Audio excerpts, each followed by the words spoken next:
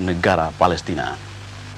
Presiden Rumania Ion Iliescu menerima pengunduran diri Perdana Menteri Petri Romans bersama seluruh anggota kabinetnya setelah ribuan pekerja tambang batubara dan masyarakat turun ke jalan menuntut perbaikan pendapatan mereka. Negara Eropa Timur yang baru saja lepas dari pengaruh komunis kembali dilanda kemelut. Para pekerja tambang di seluruh negeri berkumpul di pusat kota menuntut perbaikan pendapatan dan perekonomian yang kini dilanda resesi akibat tingginya inflasi.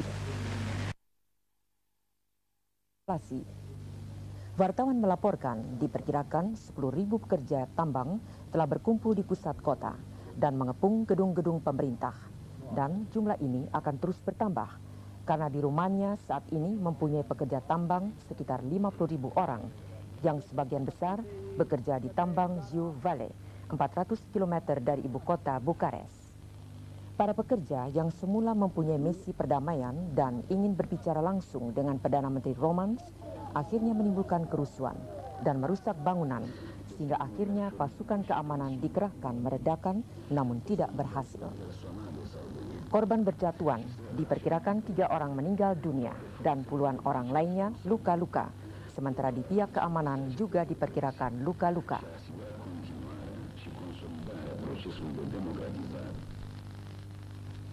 Menteri Keuangan Jepang, Ryutaro Hashimoto, kemarin mengemukakan kepada fraksi LDP untuk mengundurkan diri sebagai pertanggungjawaban atas serangkaian peristiwa skandal keuangan yang terjadi di Jepang. Sekretaris Hashimoto juga dinyatakan terlibat dalam masalah pinjaman kredit pengusaha yang tidak sah. Sebagai pernyataan ikut bertanggung jawab, Ryutaro Hashimoto akan menyerahkan permohonan pengunduran dirinya secara resmi kepada Perdana Menteri Kaifu. Namun Perdana Menteri Kaifu meminta Hashimoto menunda pengunduran dirinya sampai sidang Menteri Keuangan 7 negara industri di Bangkok selesai. Sidang dijadwalkan tanggal 12 Oktober mendatang dan disusul dengan sidang moneter internasional dan sidang Bank Dunia dari tanggal 13 sampai 17 Oktober. Sidang kelompok 7 negara industri akan membahas bantuan kepada Uni Soviet. Dalam dengar pendapat di depan parlemen, Hashimoto mengemukakan bahwa ia sudah menyerahkan rencana perubahan undang-undang untuk mencegah skandal keuangan di negeri itu. Rancangan perubahan undang-undang akan dibahas minggu depan dalam sidang parlemen.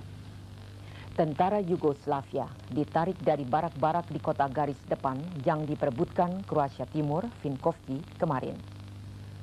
Penarikan tentara yang telah berminggu-minggu di sana dan bertempur dengan sengit itu dilakukan setelah mengalami kegagalan menembus garis pertahanan Kroasia. Sebelumnya komando militer juga setuju untuk menarik tentara mereka di Republik Bosnia Herzegovina ke barak-barak setelah ada peringatan bahwa kehadiran mereka dapat menimbulkan konflik di Republik yang masyarakatnya terdiri dari berbagai etnis. Penarikan yang merupakan penarikan pertama yang disetujui militer setelah pertempuran di Kroasia ini akan menopang lancarnya gencatan senjata yang diberlakukan baru-baru ini. Sementara itu Presiden Kroasia, Stipe Mesic, yang menurut rencana akan ke Washington hari ini mengatakan akibat pertempuran itu dilaporkan sekitar 1.000 orang tewas dan ribuan lainnya cedera. Jam malam mulai diberlakukan di Zaire setelah Presiden Mobutu Sese Seko kehilangan kontrol atas kerusuhan di negerinya. Pasukan Zaire kemarin melukai beberapa orang dari kelompok anti pemerintah dan warga asing yang berada di negeri ini secara bertahap mulai meninggalkan Zaire yang penuh dengan kerusuhan dan tindak kekerasan. Kerusuhan di Zaire ditimbulkan oleh kelompok tentara merasa gajinya tidak cukup dan penduduk yang serba kekurangan. Para wartawan di Kinshasa di bandara menyaksikan proses evakuasi warga asing yang dikawal oleh pasukan Prancis. Presiden Mobutu Sese Seko dalam masa pemerintahannya saat ini mendapat protes dan aksi kerusuhan yang terbesar sejak negara itu merdeka tahun 1960. Sumber-sumber pemerintah mengkonfirmasikan jumlah orang-orang yang terluka kemarin dan mengatakan kelompok pembangkang menuntut agar pemimpin garis kiri dari Partai Persatuan Lumumba, Antoine Ginsenga, kembali ke panggung politik di negeri itu. Pasukan Belgia dan Prancis terus membantu proses pengungsian untuk menolong ribuan warga Eropa dan Libanon melewati sungai Zaire menuju negara tetangga Kongo. Afrika Selatan mengungsikan 130 warganya dari Zaire. Menteri Luar Negeri Filipina Raul Manglapus mengadakan pertemuan dengan Menteri Luar Negeri Amerika Serikat James Baker kemarin di New York, Amerika Serikat. Dalam pertemuan dengan wartawan, Menteri Luar Negeri Filipina Raul Manglapus mengatakan mantan ibu negara Nyonya Imelda Marcos akan menghadiri sidang tindak kejahatan yang akan berlangsung di Filipina. Menurut Raul Manglapus, pemerintah Filipina mengharapkan agar uang negara yang diselewengkan selama pemerintahan mantan Presiden Ferdinand Marcos dapat dikembalikan. Selain tindakan korupsi, Nyonya Imelda Marcos banyak dituduh melakukan tindakan kejahatan, antara lain penyalahgunaan pemilu dan tidak membayar pajak. Sementara itu, Menteri Luar Negeri Amerika Serikat James Baker mengatakan, pemerintah Amerika Serikat kecewa atas penolakan Senat tentang pangkalan Subic dan Clark, mengingat bahwa hubungan antar kedua negara sangat lancar selama ini. Namun, Menteri Luar Negeri Amerika Serikat masih mengharapkan agar masalah tersebut dapat diselesaikan dengan baik. This is something that the Philippine government has to undertake in order to be able to reach out to the money. Kaisar Akihito dan Permaisuri Michiko yang berada di Thailand untuk kunjungan resmi selama 4 hari tadi malam menghadiri jamuan makan malam yang diselenggarakan Raja Bhumibol Adulyadej. Dalam pidatonya, Kaisar Akihito mengemukakan pemerintah dan rakyat Jepang bertekad sebagai bangsa yang cinta damai. Pemerintahnya juga bertekad agar malapetaka yang terjadi pada Perang Dunia Kedua tidak akan terulang kembali. Menurut Kaisar Akihito, sejak berakhirnya Perang Dunia Kedua, Jepang berusaha sekuat tenaga untuk membina hubungan persahabatan sesama negara, khususnya Asia Tenggara. Ditambahkannya, saling pengertian dan menghormati merupakan faktor penting dalam membina persahabatan antar negara. Sementara itu, Raja Bhumibol Adulyadej dalam pidatonya menyatakan penghargaannya atas hubungan kedua negara yang telah dibina baik selama ini. Selama berada di Thailand, Kaisar Akihito dan Permaisuri akan mengunjungi ibu kota kuno, Sukhothai, dan kota budaya Chiang Mai. Dari Thailand, Kaisar Akihito beserta Permaisuri akan melanjutkan lawatannya ke Malaysia dan Indonesia.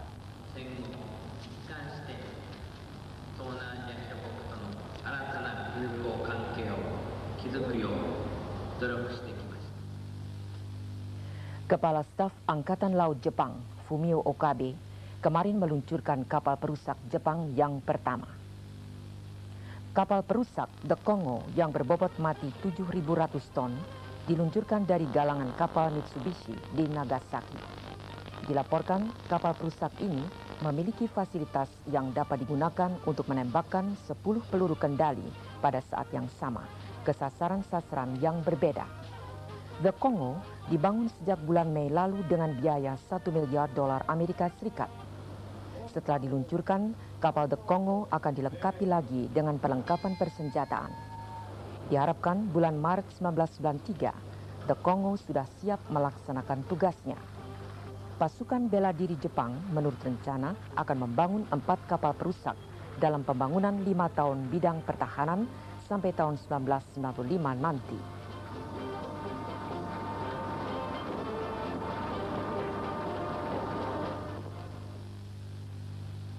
8 orang peneliti dari Amerika Serikat kemarin melangkah secara pasti masuk dalam ruangan tertutup semacam rumah kaca untuk mengadakan penelitian lingkungan hidup.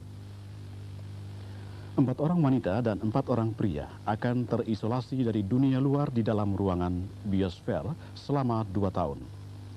Ruangan biosfer yang luasnya sekitar 1,27 hektar di daerah Arizona ini dirancang para ahli seperti alam sebenarnya yang dipenuhi flora dan fauna yang dapat memasok kebutuhan para ahli yang berada di dalamnya.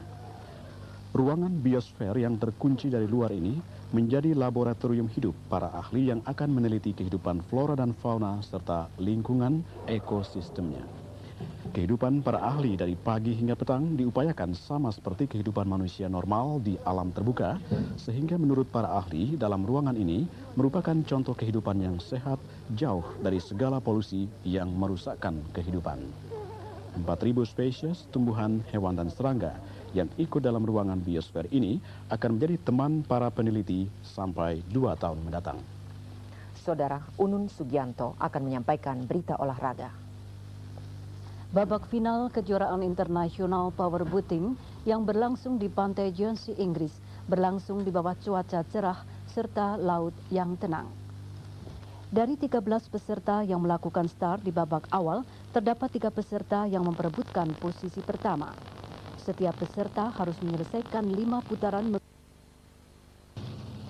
Di posisi awal, powerboat yang bernama Iceberg memang telah unggul, sementara ia juga mendapat perlawanan ketat dari Achille Motor dan Debenhams.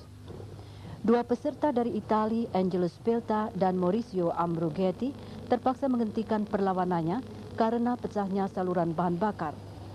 Namun walaupun gagal meneruskan lomba, kedua pembalap Italia ini masih berada di peringkat klasemen umum sementara kejuaraan powerboating. Powerboat Iceberg dengan pengemudi Norberto Ferretti akhirnya tampil sebagai juara. Iceberg yang tampil prima ini mencatat kecepatan rata-rata 150 km per jam.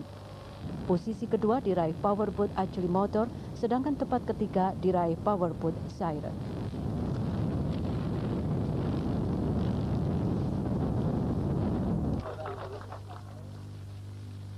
Sekitar 100 peselancar baru-baru ini ikut dalam kejuaraan selancar internasional yang berlangsung di Oceanside, California, Amerika Serikat.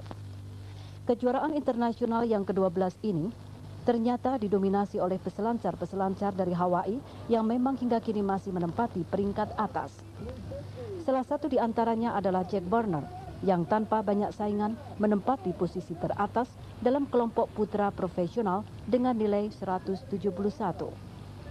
Hadiah $2.000 diraih oleh Jack atas keberhasilannya serta peluang besar untuk mengikuti International Bogey World Championship di Hawaii bulan Januari 1992.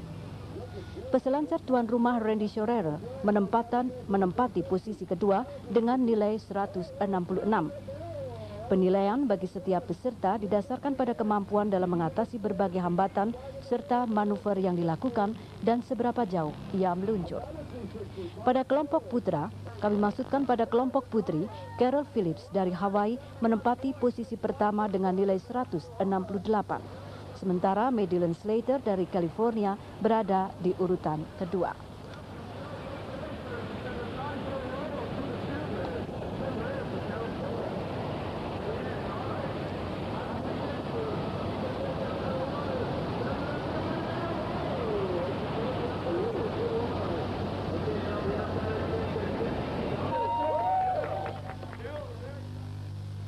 Saudara, demikian berita olahraga dan marilah kita ikuti berita selanjutnya. Dalam sejarah monarki Prancis, tak pelak lagi zaman pemerintahan Louis ke-14 yang memerintah tahun 1638 sampai 1715 diakui sebagai puncak kebudayaan Prancis dan tonggak peradaban Eropa. Bukti kedikjayaan pemerintahan Louis ke-14 tergambar di Istana Versailles, walau ia sendiri tidak secara langsung tinggal di sana, melainkan di Istana Louvre, Paris.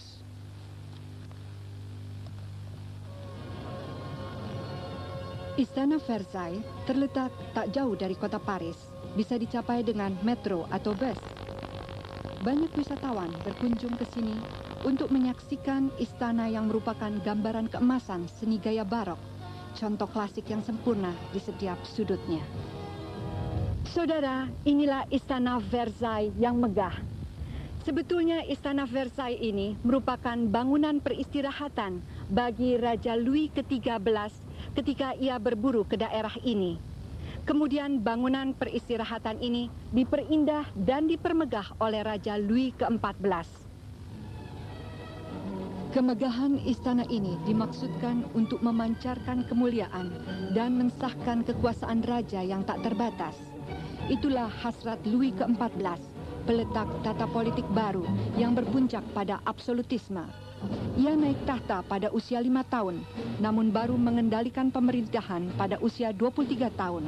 Saat itu digambarkannya sebagai saat yang telah dinantikannya, sekaligus yang ditakutinya. Untuk menghias istana ini didatangkan para arsitek terkenal, serta pelukis dan pematung, juga perajin tiup gelas dan renda dari Italia. Seluruh istana dihias dengan marmer, porselen, vas, perhiasan ukiran emas dan perak yang akhirnya